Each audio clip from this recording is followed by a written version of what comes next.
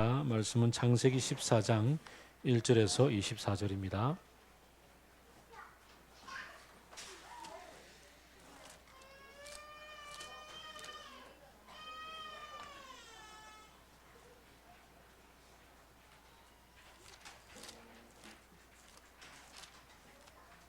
창세기 14장 1절부터 24절.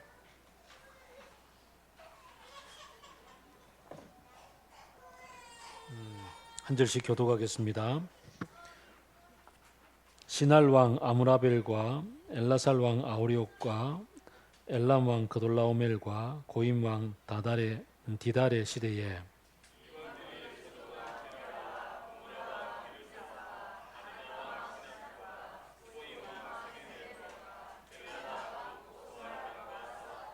이 다섯 왕은 군대를 이끌고 시딤 벌판 곧 지금의 소금 바다에 모였다.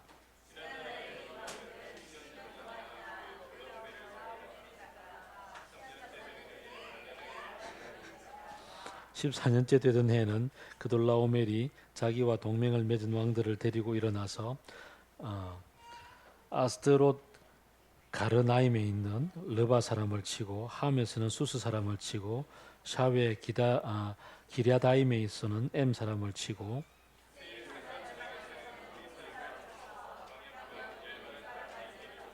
그리고는 쳐들어온 왕들은 방향을 바꿔서 엔 미스밧 곧 가데스로 가서 아말렉 족의 온 들판과 하사손 다말에 사는 아모리 족까지 쳤다.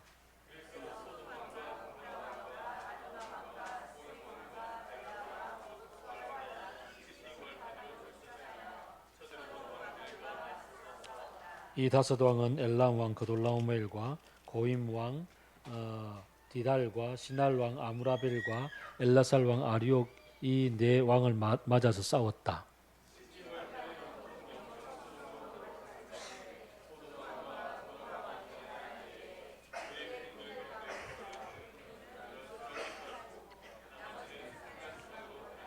그래서 쳐들어온 네 왕은 소돔과 고모라에 있는 모든 재물과 먹거리를 빼앗았다.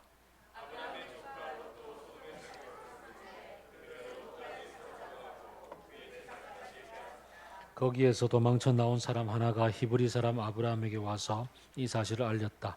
그때 아브라함은 아모리 사람 마므레의 땅 상수리 나무들이 있는 곳에서 살고 있었다. 마므레는 에스골과는 형제 사이고 아넬과도 형제 사이이다. 이들은 아브라함과 동맹을 맺은 사람들이다.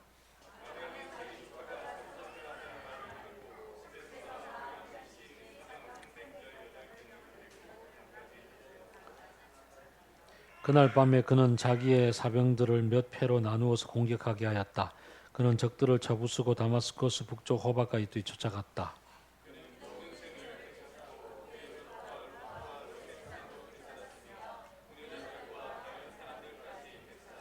아브라함이 그돌라오멜과 그와 동맹을 맺은 왕들을 쳐부수고 돌아올 때 뒤에 소돔 왕이 아브라함을 맞아서 사회 벌판 곧 왕의 벌판으로 나왔다.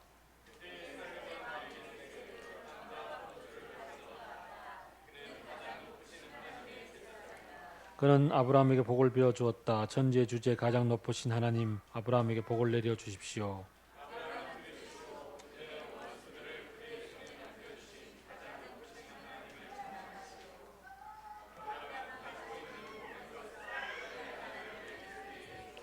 소돔 왕이 아브라함에게 말하였다. 사람들은 나에게 돌려주시고 물건은 그대가 가지시오.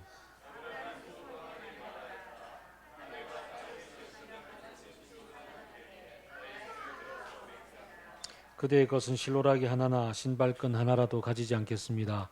그러므로 그대는 그대 덕분에 아브라함이 부자가 되었다고는 절대 말할 수 없을 것입니다.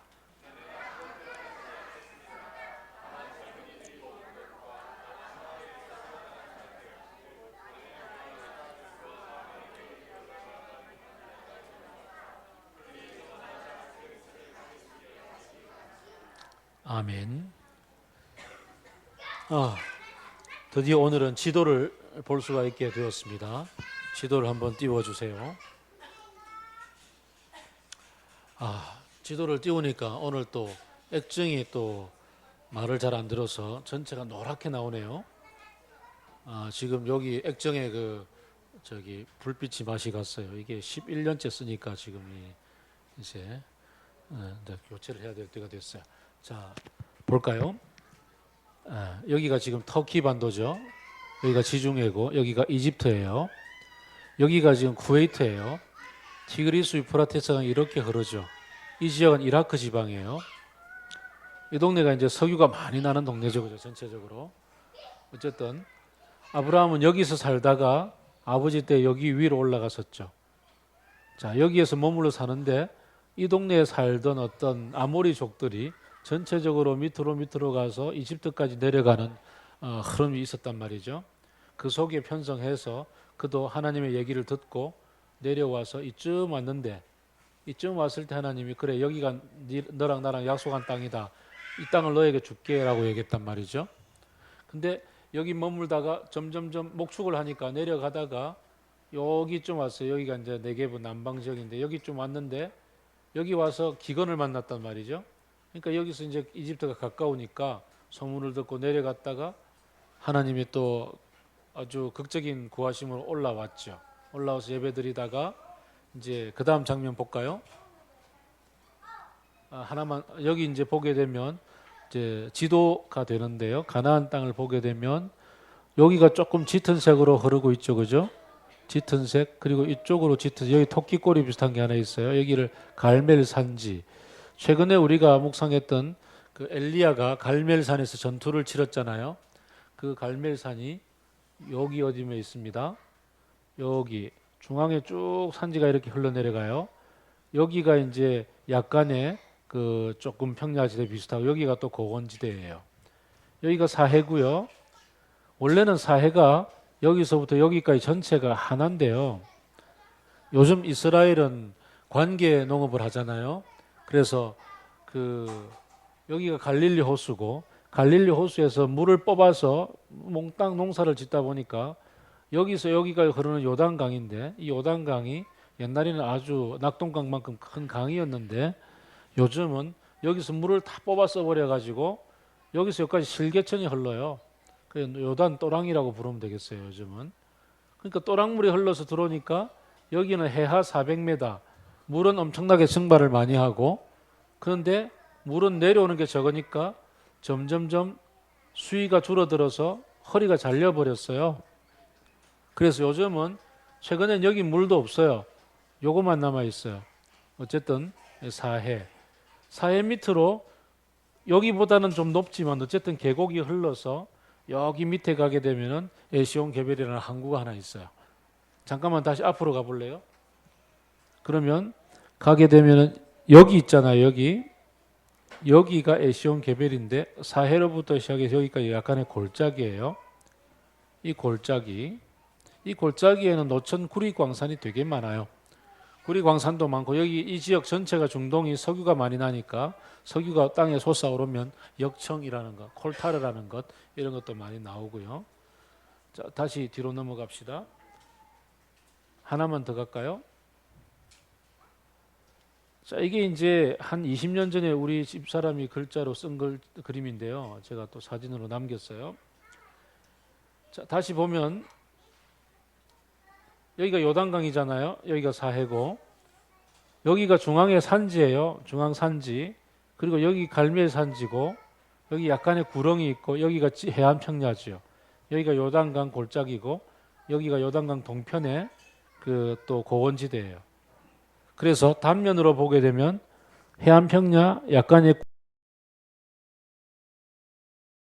꼭대기 급경사지대 해하 400m 다시 꼭대기 올라서 평원 고원 이렇게 펼쳐지거든요. 여기가 이제 해하 400m니까 물이 고일 수밖에 없겠지요. 여기서부터 이 꼭대기로부터 여기까지 사해까지 여기서 넓이가 직선거리로 한 20km 정도밖에 안 돼요. 근데 20km를 800에서 400까지 가야 되니까 1200고지가 쫙 내려가잖아요. 근데 이제 비가 주로 겨울철에 거의 한 30mm에서 60mm 정도 와요, 여기에. 그러면 그것 한꺼번에 오게 되면 비가 왔다 30분 뒤에 여기에 물이 도착해요. 비가 왔다 꼭대기에 이 물은 30분 뒤에 도착. 그만큼 급경사니까 여기를 깊게 골짜기가 파면서 내려올 거 아니에요. 근데 이 골짜기를 파고 내려오는 게 평소에는 물이 없으니까 이제 와디라 그러죠. 그래서 여기서부터 여기까지 수많은 와디들이 있는데 이 와디들이 평소에는 길이 돼요. 길. 사람들이 오르내리는 길이 되고. 자, 뭐 그런 정도. 자, 그러면 이제 지난주에 보았던 그 산 꼭대기에 서서, 여기가 산 꼭대기잖아요. 헤브론이 여기쯤 있는데요. 여기에 산 꼭대기에 서서, 야, 네가 좌하면, 이쪽이겠지. 네가 좌하면 내가 우하고, 네가 우하면 내가 좌하겠다. 이렇게 되겠죠. 그래서 이제 누구예요? 그 롯이 쳐다보니까 여기가 너무 물이 아주 좋더란 말이지. 그래서 이쪽을 택하게 해서 일로 갔단 말이에요. 자, 이제 간 걸 보고서 하나님 앞에서 이제 그래도 조카 롯이 떠난 것 때문에 마음이 좀 힘들고 있는 아브라함을 하나님이 부르셔서 산 꼭대기에 세워놓고서 얘기를 하시죠. 사방을 둘러보라. 여기서 여기까지 다 보이죠. 여기서 여기까지 다 보이죠. 여기 서 있으면 이 전체가 다 보인단 말이죠. 이 사방을 다 내가 너에게 주겠다 라는 말씀을 주셨죠. 언제 주실지는 모르지만, 자, 뭐 그렇게 하나님과의 만남에 시간이 있었습니다. 아브라함은 여기 산 꼭대기 길을 주르륵 다니시면서 이제 목축을 하고, 주로 여기에서 이 동쪽 지역의 비탈길에 주로 목축을 하고 살았고, 가나안 원주민들은 주로 이 지역 여기에 농사 짓고 살았고, 여기에 에돔, 모압, 암몬, 길랏 이렇게 동쪽에 또 다른 백성들이 살고 있었습니다. 자, 이러던 시기에 자, 오늘 14장이 시작이 됩니다. 14장. 다음 뭐 장면을 하나 더 넘겨 보실래요? 지도. 예, 뭐 대충 저 정도 해놓고. 아브라함이 그 당시에 어떤 모습으로 살았을까? 오늘 본문을 보면은 13절을 보면요.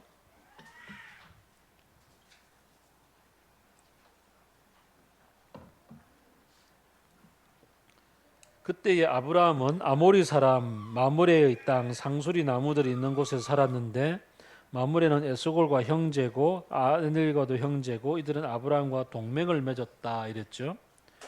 아브라함은 살면서 혼자서는 살기가 무척 힘들죠. 그래서 주변 사람들하고 동맹을 맺고 살았다라고. 주변에 이제 어느 정도 조그마한 성읍들이 있고, 이 성읍들에 있는 맹주들과 더불어서 이제 동맹을 맺고 서로 설린 관계를 맺고서 사는 거죠. 목축업자는 여름이 되면 먹을 게 없어지니까 어쨌든 성으로 가서, 여기 중앙산지로부터 이쪽 서쪽으로 가서 여기에 있는 그 농사 짓는 사람들과 더불어서 먹을 것을 얻고 살아야 되니까 동맹을 맺고 살았더라. 그런데 이제 동맹을 맺고 사는데 그것만 갖고 또 안 되거든요. 왜냐하면 광야에서 이곳저곳 풀을 찾아서 다니면서 목축을 하게 되는데, 밤이면은 늑대들이 나타나서 양떼들을 잡아먹을 거 아니에요.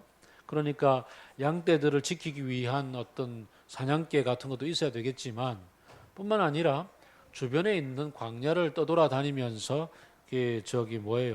그 강도떼들이 많잖아요.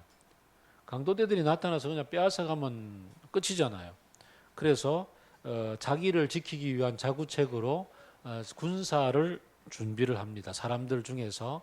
그래서 오늘 본문을 보게 되면은 318명이나 되는 14절에 보니까요. 318명이나 되는 군사를, 장정들을 그가 거느리고 있었다. 엄청난 숫자죠. 318명이면은 뭐 현재 여기 참석한 사람 곱하기 몇 배 해야 되는데, 그러니까 엄청난 군사, 남자들만 그 정도면은 거기다가 여자들까지, 아내자들까지 다 포함하게 되면 최소한 1000명의 어떤 대부족장이 되어져 있는 거죠. 엄청난 숫자를 거느리고 있고, 1000명 정도가 함께 이 동네에서 살려고 하면요, 주변 민족들하고 동맹을 안 맺고는 살 수가 없죠. 그래서 설린 관계를 맺고 외교 관계를 맺고 살아가고 있습니다. 최근에 우리나라 이렇게 모 대통령께서 이제 중국으로 건너가서 노란 옷 입고 열병식에 참석했었잖아요. 그렇게 참석하는 것도 실제로는 굉장히 중요하죠. 왜냐하면 우리나라 주변에 둘러싸여져 있는 열강들과 관계를 맺어야 되는 것. 그 속에서 어떻게 하든지 외교적으로 살아남아야 되는 매우 중요한 부분이죠. 아브라함은 그렇게 살았습니다. 그 중에서 자기를 이제 그 13절에서 일컬어서 히브리 사람 아브라함에게 와서라고 얘기하잖아요. 히브리라는 단어도 상당히 중요한 단어죠. 히브리라는 단어의 어원은 그 아피루, 하피루, 하비루 뭐 이렇게 그 불러지고 있는 그 당시 아람어랑 통하는데요.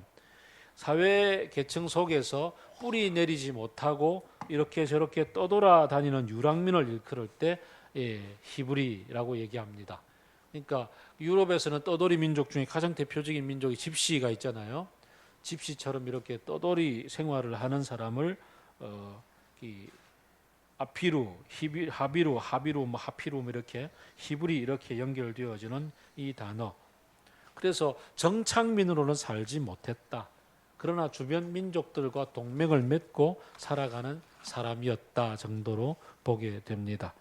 마찰이 일어나지 않으려면 주변에 많은 사람들과 같이 삽니다. 한편 이 당시는 청동기 시대 후기라 그랬습니다. 청동기 시대 후기에서 가장 중요한 것은 무엇일까요? 무기를 만들 수 있는 구리가 중요하죠. 철기 시대로 와서부터 그 제철 산업과 더불어서 부국 강병이 일어났던 동네가 독일이잖아요. 그 동네 철이 많이 나니까. 그래서 철 제품하면 아직도 독일이 유명한 것처럼 자, 구리가 중요한데 이 동네 여기가 사해죠. 사해로부터 남쪽 이 골짜기가 역청도 많이 나지만 여기가 노천 구리 광산이 많아요. 그럼 이 동네는 전략적으로 매우 중요하겠죠. 전략적으로 매우 중요한데 이 중요한 지역에 살고 있던 사람들보다도 이 위쪽 맨 앞에 지도를 한번 가볼래요? 예, 여기서 보게 되면은 여기가 이제 구리 광산 지역인데 여기에 사는 사람들보다는 이 문명권에 사는 사람, 문명권의 영향을 받은 이 동네에 사는 사람들이 더 파워가 있었어요. 그래서 이 동네 여기와 여기를 포함하는 지역이라고 알려져 있는데요. 지금 오늘 14장에 나오는 구체적인 지역은 정확하게 표시는 할 수가 없는데 어쨌든 이 북방에 살고 있는 네 왕, 뭐 소도시겠지만 연합군이 함께 쳐내려와서 여기를 정복을 했어요. 구리를 얻기 위해서. 그래서 이제 쳐내려와서 그동안 정복을 해서 조공으로 구리를 계속 받고 있었는데 이 동네에 사는 이 왕들이 어느 날 13년 동안 섬기고 있다가 단합을 해가지고 더 이상 못 주겠소라고 얘기를 한 거죠. 반란이 일어난 거죠. 자, 이렇게 반란이 일어나니까 여기서는 구리를 못 얻는단 말이야. 그러면 안 되지. 그래서 쳐들어올 거 아니에요. 쳐들어와요. 다시 다음 지도. 자, 쳐들어오는데 어디로 쳐들어올까요? 보통은요, 이 메소포타미아 문명권에서 여기 있는 이집트 문명권으로 가기 위한 가장 기본적인 길은 쭉 와서 갈멜 산지 건너서 해안평야 따라서 가는 이 해안길이에요. 이게 제일 기본 길인데 지금 이 사람들은 이집트 가는 게 아니잖아요. 여기 밑에 있는 여기를 쳐들어와야 되니까 여기는 골짜기 길이고 여기는 고원길이니까 고원길로 쫙 쳐들어오는 게 편하죠. 자기들은 여기서부터 쭉 내려와서 일로 쳐들어왔어요. 그래서 이제 그 다음 지도 보면 쭉 이렇게 내려온 거예요. 그래서 이 길을 성경에서 일컬어서 왕의 대로라고 얘기해요. 왕들이 쳐들어왔단 말이죠. 이 길로 쳐내려와서 여기를 싹 쓸고 올라가면서 소돔과 고모라가 여기 있었어요. 거의 소돔과 고모라를 쓸고 주르륵 다시 올라가는 거죠. 여기까지 쫙 내려와서 쓸고 올라가는 거예요. 이러는 시기에 아브라함이 조카 롯이 여기 살고 있었잖아요. 이 동네에 살다가 점점 내려와서 여기 살기가 좋은 곳이라 여기를 살고 있었는데 조카 롯도 사로잡혀 갔더라. 아브라함 여기 살고 있었는데 어떤 사람이 올라와서 아브라함에게 롯이 잡혀갔다는 얘기를 전해 주었죠. 그래서 아브라함은 여기가 산 꼭대기 길이잖아요. 그러니까 우리가 왜 올라가기가 힘들죠. 올라가면 산 능선 따라가면 쫙 가지잖아요. 그죠? 그래서 능선 따라서 318명을 데리고 밤새 쫓아 올라가서 여기 단에서 만났죠. 그래서 여기서 협공을 해서 기습 작전을 펼쳐서 구해서 다시 내려왔어요. 참 대단하죠. 아브라함과 더불어서 이 318명의 무장한 군대는 그 광야에서 양떼들을 지키기 위해서 밤낮으로 함께 그 훈련하고 지켰던 사람들이라 이런 야전군들이죠. 그러니까 이 사람들이 꽤나 힘을 많이 썼어요. 쳐들어 갔다가 또 구해 왔어요. 이 대단한 작전인데 318명의 특공대가 이 네 왕의 북방 네 왕의 연합군을 무찌르고 왔다는 것. 그리고는 모든 것을 다 가지고 왔습니다. 아브라함은 이 동네에서 동맹을 맺고 살았어요. 동맹을 맺고 살았는데 여기까지는 어느 정도 영향을 못 미치고 있다가 이제는 여기를 지배했던 사람들이 정복당하고 쫓겨가고 있던 모든 것을 다 구출해서 데리고 왔어요. 이러면 이제 일반적으로 생각해 볼 때 아브라함의 영향력이 꽤 커지겠죠. 그럼 여기 이제 패배했던 사람들은 나와서 아브라함에게 이제 뭐라고 얘기해야 되나요? 뭔가 이제 그다음부터 뭔가 힘의 균형 관계가 이렇게 변화가 일어나야 될 거 아니에요? 이런 상황 가운데서 이제 두 사람이 등장해요. 18절과 22절을 보면 살렘 왕 멜기세덱이 등장하고요. 그 다음에 이제 또 21절부터 보게 되면 소돔 왕이 등장해요. 이 동네의 맹주 중에서 가장 대표자는 멜기세덱이었어요. 남쪽 나라 남쪽 다섯 왕의 가장 대표는 멜기세덱이었는데 살렘이라는 동네를 다스렸대요. 이 살렘은 예루살렘하고 이름이 아주 비슷하긴 하지만 그러나 예루살렘이라고 꼭 지칭할 수는 없어요. 남쪽 지역 어디겠죠? 자, 그가 왔어요. 가장 기본적으로 그는 뭘 했냐면은 떡과 포도주를 가지고 와서 아브라함을 축복했다 그랬죠. 당연하겠죠. 당연한 얘기인 거죠. 왜냐하면 모든 걸 다 가지고 왔으니까 아이고 정말 감사합니다라고 이렇게 얘기해야 되는 게 마땅하죠. 그는 이 지역 전체 맹주였고 맹주로서 전체 앞에서 전체를 대표해서 제사장 권한까지 가지고 있었다라고 얘기를 하죠. 그래서 자기가 믿는 신의 이름으로 아브라함을 축복을 하는 거예요. 지극히 높으신 하나님이라고 번역되어져 있는 이 성경의 단어는 우리가 아는 하나님은 아니고 멜기세덱 자기가 섬기고 있는 자기 신인 거죠. 자기 신의 이름으로 축복을 합니다. 그렇다고 이 바알은 아니고 어쨌든 자기 신을 높였습니다. 여기에 대해서 이제 22절을 보게 되면 아브라함이 얘기합니다.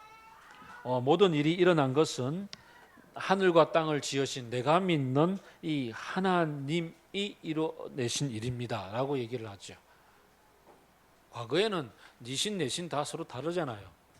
우리도 회사에 가면은 불교를 믿는 사람이 있고 또 하나님 믿는 사람이 있고 또 심지어는 무슬림도 있잖아요. 그래서 여러 신들이 있는데요. 어쨌든 자기 신으로 축복을 하는데 거기에 대해서 나는 내가 믿는 하나님이 이를 이루어 주었다고 고백을 했던 거죠. 그리고 어쨌든 이 아브라함은 멜기세덱이 와서 이렇게 다 이렇게 포도주와 떡을 가지고 와서 축복을 해주고 기뻐하고 아주 경축해 주니까 거기에 대해서 얻었던 모든 것에 11조를 떼어서 드렸어요. 11조를 떼어 드렸다는 것은 그 당시의 전통인데 뭐냐 하면은 여기가 지금 지역 전체의 동맹이잖아요. 지역 동맹 가운데서 맹주로서의 그 멜기세덱이 있죠. 그 멜기세덱에게 당신은 여전히 지역의 맹주입니다라는 이렇게 고백을 하는 거죠. 그래서 거기에 깨갱하고 이렇게 그냥 11조를 드리는 거예요. 그러니까 관계를 이렇게 맺을 수 있었다는 것. 아브라함이 지금 전쟁하고 이기고 돌아왔는데 거기서 뭔가 좀 새로운 국제 질서를 펼칠 수 있을 텐데 여전히 멜기세덱을 맹주로서 인정했다는 것이 상당히 좀 우리가 생각해 볼 여지가 있는 본문이죠. 두 번째, 21절부터 보게 되면 소돔 왕이 등장합니다. 소돔 왕은 이제 롯이 살고 있던 동네잖아요. 조카 롯을 통해서 아브라함에 대한 얘기도 꽤나 들었을 텐데 그가 와서 하는 얘기가 이렇습니다. 멜기세덱은 축복하고 떡과 포도주 가지고 와서 아주 이렇게 겸손한 자세로 나왔던 반면에 이 사람은 와서 전쟁 이기고 왔습니까? 그러면요, 우리 좀 새롭게 갱신을 좀 언약을 좀 맺읍시다. 조약을 새롭게 맺읍시다. 일단은 사람은 다 돌려주고 가진 그 빼앗아 왔던 전리품들은 다 가져가시오. 라고 얘기를 해요. 멜기세덱이 떡과 포도주 가지고 와서 축복하던 거랑 상당히 분위기 다르지요. 사람은 돌려주시고 가진 거 다 가져가세요. 라고 얘기를 하지요. 상당히 좀 어떻게 보면 뭔가 못마땅한 아브라함의 그 새로운 득세, 힘을 얻어 쓴 것에 대해서 뭔가 못마땅한 듯한 표정들이 많이 묻어납니다. 거기에 대해서 이제 아브라함은 어떻게 대처를 하는지 보게 되면 그래요. 이 모든 전쟁을 이기게 한 것은 내가 믿는 하나님입니다. 하나님이 이기게 해준 거지 당신들과 어떤 관련이 맺었던 것은 결코 아닙니다. 그러므로 나는 당신에 속한 모든 것들은 실오라기 하나도 가지지 않겠습니다. 다 돌려주겠습니다. 다 가져가시고 그래서 앞으로 내가 뭔가 잘 사는 일이 벌어지게 될 때, 잘 살게 될 때 그때 당신 때문에 잘 살았다라는 얘기는 결코 듣고 싶지 않습니다. 라고 그렇지만 전쟁 비용은 함께 계산해야 되지 않겠습니까? 전쟁 비용은 당신이 지불하시오 라고 그렇게 결론을 내립니다. 설명하는 게 꽤 길었어요. 그죠? 여기까지가 본문의 설명입니다. 아브라함이 지금까지 그 가나안 땅으로 와서 경험했던 수많은 얘기들이 있습니다. 함께 지내면서 주변 사람들하고 어떻게 하든 관계도 맺어야겠고 그래서 동맹도 맺었고 그 다음에 협약도 맺고 그러면서 기근 때문에 밑으로 내려가기도 했고 자기가 살고 있는 땅에서 곳곳에서 하나님께 제단을 쌓고 예배도 드렸고 롯을 그나마 떠나보냈던 상황 가운데서 하나님이 나타나서 이 모든 땅을 주겠노라고 얘기했습니다.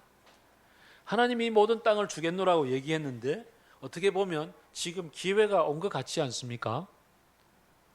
너가 바라보는 모든 땅을 내가 너에게 줄게라고 얘기하신 하나님. 그리고 이제 그가 전쟁의 기회를 만나서 모든 사람들이 다 졌는데 그가 쳐들어 올라가서 빼앗아 왔고 이제 이 땅을 차지할 수 있는 어떻게 보면 맹주로서의 까지는 안 돼도 적어도 뭐 제2인자 정도까지는 뭐 살레막 밑으로 정도 뭐 들어갈 수 있는 그런 정도까지는 될 수 있을 텐데 그는 그 자리에서 지역 맹주로서의 그 멜기세덱을 인정하고 소돔에게 모든 것을 돌려주고 자기는 자기가 있던 곳 마므레 상수리 나무 있는 근처로 다시 돌아갑니다. 전쟁 비용 챙기는 것 말고는 아무것도 하나도 가지지 않고 돌아갑니다. 상당히 신선한 얘기죠. 아브라함은 어째서 이런 아주 신선한 행동을 할 수가 있었을까? 이런 부분들 한번 생각해 볼 수가 있을 것 같습니다. 우위를 점할 수 있는 상황 가운데서 그는 관대하게 현재 질서들을 그대로 인정한 채 자신의 자리로 돌아갑니다. 하나님이 분명히 약속을 해주셨습니다. 이 모든 땅은 너에게 주겠다. 언제라는 얘기는 없습니다. 언제라는 얘기가 없을 때에 그가 이 언제에 대해서 하나님께서 주시는 확실한 어떠한 길들과 하나님이 주시는 어떤 사인들을 바라고서 자신이 지금 막상 어떻게 급하게 부딪히고 만났던 상황들 앞에서 이것은 하나님이 주신 땅을 얻을 수 있는 기회는 아니다라고 결론을 내릴 수가 있었던 거였죠. 그래서 모든 것을 돌려줌으로 오히려 어떻게 보면 도덕적인 우위 혹은 어떤 내면적인 영향력들은 남아있을지 모르지만 실제적인 것들은 갖지 않았습니다. 하나님을 그가 배워나가고 있는 인생 가운데서 이런 관대함이 묻어나올 수 있기까지는 적어도 몇 가지 사건, 굵직한 사건이 있었잖아요. 이집트 갔다 왔던 것, 그 다음에 롯이 떠났던 것. 그거 외에도 단을 쌓고 하나님의 이름을 불렀더라라는 구체적인 하나님과의 교제들이 조그만하게 쌓여 있었던 것을 우리가 충분히 짐작해 볼 수가 있습니다. 하나님은 아브라함을 만나서 개인적으로 단을 쌓고 예배를 드릴 때마다 말씀을 들려주시는 거죠. 그래서 하나님의 이름을 불렀더라라는 이 얘기가 아브라함의 트레이드 마크가 될 수가 있었던 거지요. 오늘 본문을 지나고 나면 이제 그 15장으로 가게 되면 하나님이 새롭게 이 엄청난 결단의 행동을 하고 나서 아브라함에게 남아있는 어떤 얘기들, 아브라함의 마음속에 있었던 얘기들과 더불어서 새롭게 만나주시는 장면이 있습니다. 좀 중요하기 때문에 다음 주에 묵상을 해보기로 하고, 구체적으로 하나님과 꾸준히 만나오는 삶 속에 묻어나는 자신의 성품이 오늘 이 급작스럽게 만났던 사건 가운데서 그가 마음의 욕심들을 내려놓고 비울 수 있는 아주 중요한 동기가 되지 않았을까라고 충분히 우리가 짐작을 해보는 거죠.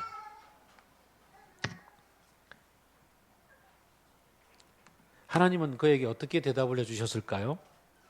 우리는 하나님이 아브라함에게 주셨던 얘기 가운데 너를 축복하는 사람을 축복하고 너를 저주하는 사람을 저주할 거다라는 얘기를 아마 기억할 겁니다. 오늘 이 살렘 왕은 아무런 조건 없이 나와서 그에게 떡과 포도주로 축복을 해 주었습니다. 이 굉장히 중요하죠. 이 아브라함에게 축복을 했던 멜기세덱이 성경 전체 속에서 쫙 사라졌다가 한 군데서 등장을 합니다. 어디서 등장을 할까요?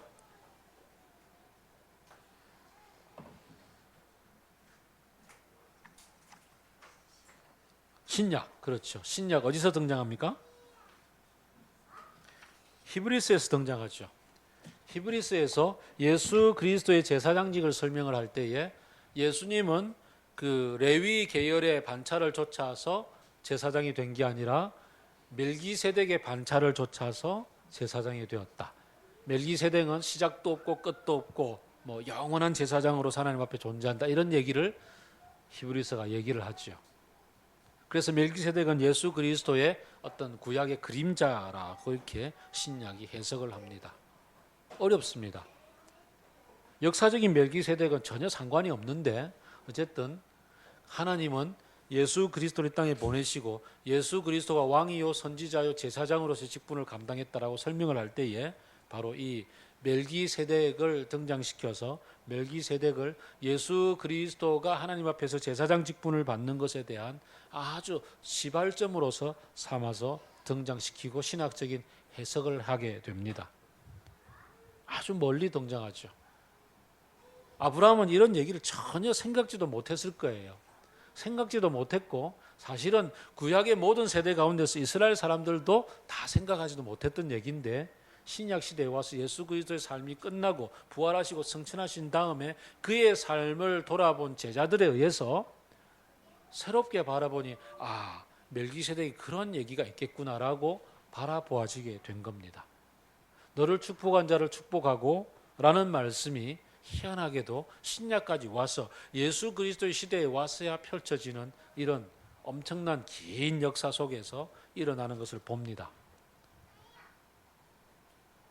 자, 이 얘기는 우리가 함께 더불어서 이웃들과 살아가면서 우리에게 선을 베풀어 준 사람을 하나님이 선으로 갚아주실 것이다 라는 얘기, 뭐 아주 멀리까지 가서 거기에서 일어나는 일까지도 포함해서 해석한다면 가능하겠구나라고 볼 수도 있겠고, 또 한편 소돔 왕은 어떤 일이 벌어집니까? 아주 가까운 시기에 일이 일어나죠. 바로 뒤에 가게 되면 어떤 일이 벌어집니까? 소돔이 멸망당하는 사건이 벌어지잖아요. 소돔의 죄악에 대해서 하나님이 가만두지 않으시고 소돔을 멸망하시고 그 자리에 있던 롯을 기억하셔서 아브라함을 생각하셔서 롯을 구해주는 사건이 벌어지는데 조심해서 적용해 보아야 됩니다. 그러면 어떻게 되나요? 그렇지. 그리스도인들을 축복하는 사람들은 축복을 받고 저주를 퍼부은 사람은 저주를 받는다. 그래서 한간에 떠도는 말로 목사에게 잘하면 축복받고 목사를 괴롭힌 사람은 뭔가 병이 나서 죽더라도 빨리 죽더라. 그런 얘기 들어보셨죠? 안 들어봤어요? 안 들어봤구나. 잘해야 됩니다, 여러분. 저에게 제가 배고프다 그러면 얼른 먹을 거 사주고 당구 치고 싶다 그러면 얼른 빨리 당구 쳐주고 이래야 됩니다. 어쨌거나 그렇게 아전인수격으로 적용하면 안 됩니다. 그럼에도 불구하고 하나님께서 당신의 백성으로서 아브라함을 택했을 때 이 택함 자체의 축복은 엄청난 거예요.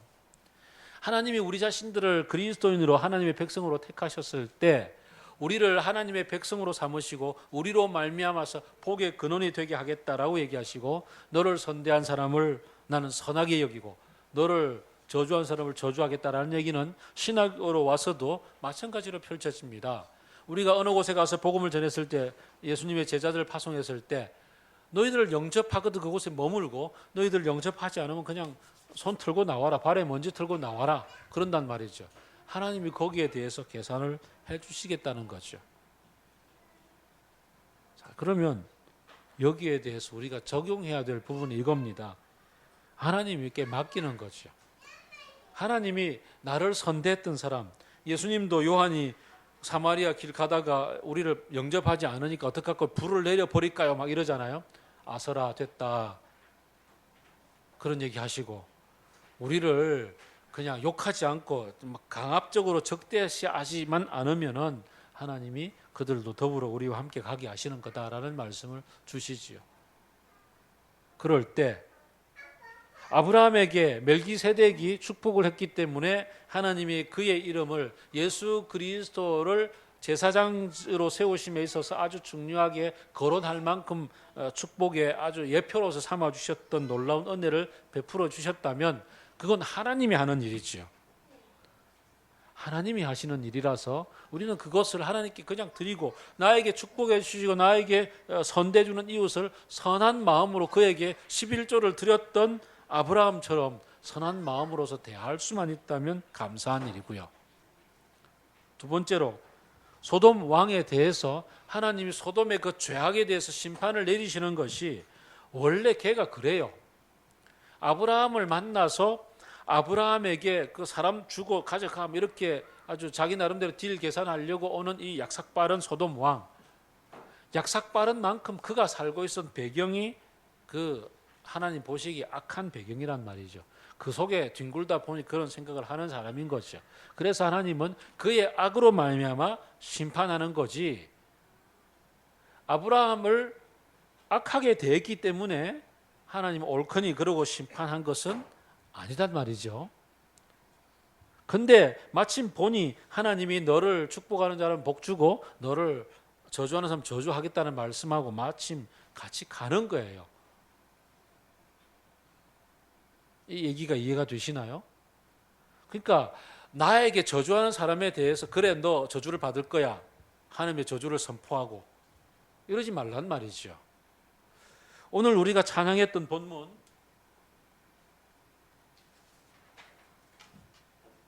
그 주 예수의 이름을 높이세 이 찬양 굉장히 아름답고 놀라운 찬양이에요. 온 땅을 덮는 깃발처럼 주 예수 그리스도의 이름이 높임을 받으시기를 원합니다. 굉장히 중요한 고백이요. 그런데 그 후렴구에서 한 걸음씩 전진하며 이 땅을 정복해 가네. 물론 어떤 의미에서는 맞아요. 어떤 의미에서는 맞지만 그러나 백투더 예루살렘 얘기하면서 가고 있는 그 선교단체 있잖아요. 그 최바울인가 그분 등장해서 얘기하는 것처럼 또 옛날에 그 아브라함 카이프로부터 시작해서 네덜란드의 그 개혁주의 신학자들이 얘기했던 것처럼 내가 하나님의 이름으로 이 땅을 정복해 나가겠다. 한 걸음 한 걸음 내가 정복해 나가는 그곳에서 주 예수의 이름을 높임을 받으소서라고 내가 정복해 나가겠다고 생각을 할 때 그 다음부터의 이상한 문제들이 생긴단 말이에요. 그래서 유럽에 있었던 기독교 국가들은 내가 이 땅을 정복하는 것이 하나님의 나라가 넓혀져 나가는 것이다 생각하고 온 땅에 식민지를 건설하고 자기식의 문화를 심는 것 자체가 바로 하나님의 나라가 확대되는 거라고 착각하고 그 속에 자기의 욕심들을 확대해 나갔단 말이죠. 아브라함이 이웃들과 살아가면서 하나님이 너를 축복하는 사람을 축복하고 저주하는 사람을 저주하겠다는 것을 붙잡고서 소돔 왕에게 그래 하나님 널 저주할 거야 라고 얘기하지 않았다고요. 그는 나의 나됨은 너에게 있는 것이 아니라 하나님께 있다라고 생각하고 그것을 표현하고 있는 거 다 가져가라고 돌려주고 겸손하게 그 모든 걸 돌려주고 하나님의 이름으로 말미암아 내가 살아가노라고 고백하고 살아가는 거죠. 그에게 있어서 그를 저주하고 네가 그렇게 나를 대했단 말이야? 어디 두고 봐. 이런 얘기를 하는 어떤 구석이 하나도 없지요. 그가 그런 행동을 한 것은, 그가 나를 악하게 대한 것은, 나를 악하게 대했기 때문에 하나님이 갚아주는 것 너머에 그가 악하기 때문에 나를 악하게 대한 거고, 그 악에 대해서 하나님이 심판하시는 거죠. 목사를 괴롭히는 성도가 있어요. 목사를 괴롭히는데 목사가 괴롭힘 당할 짓을 해서 비판받으면 당연한 거겠죠. 예를 들어서 어떤 성도를, 이번에도 보니까 70대 된 어떤 할아버지 목사가 공부방 해가지고 여중생들을 뭐 대여섯 명을 전부 다 겁탈을 했더라고요. 자, 그런 일들이 벌어질 때 거기에 대해서 비판하고 그걸 감옥소에 보내는 것에 대해서는 당연한 비판 들어야 되는 건데, 근데 정상적인 목표 활동을 하고 있는데 거기에 대해서 괜한 시비를 걸고, 이번에도 저기 길 건너가면 조그마한 교회가 하나 있는데요. 제가 수요일 날 시차례 만났더니 그 교회에 있는 장로님이 뭔 짓을 했냐면은 주일날 광고 시간에 나와가지고 내가 어젯밤 꿈에 보니까 내 꿈에 우리 교회를 하나님 부흥시켜 주신다고 했는데 이 목사가 있는 한 부흥이 안 됩니다. 이 목사는 오늘부터 면직시킵니다. 자기가 그래 선언했다고.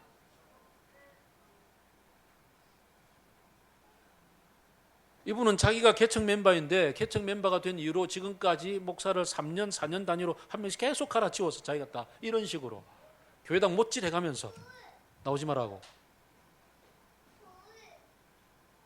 자기가 재정을 다 관리하면서 교회 전부 다 모든 재산은 자기 이름으로 등기하고, 그리고는 목사 페이를 자기가 지급해 주는데 나가 그래 놓고는 그다음부터 페이를 안 주는 거야. 몇 달이든지. 자, 이 장로에 대해서, 장로라 이름하기도 좀 곤란한 이 성도에 대해서 목사를 대적했기 때문에 이 사람이 하나님이 이 사람을 심판하실까요? 아니면 이 사람의 악한 행위가 원래 악하기 때문에 거기에 대해서 하나님 심판하실까요?